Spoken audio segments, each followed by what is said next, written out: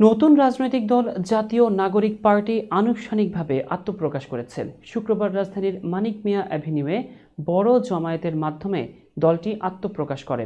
শেখ হাসিনার পতন ঘটানো গণ অভ্যুত্থানের নেতৃত্ব দেওয়া তরুণরা এই নতুন রাজনৈতিক দল গঠন করেছেন।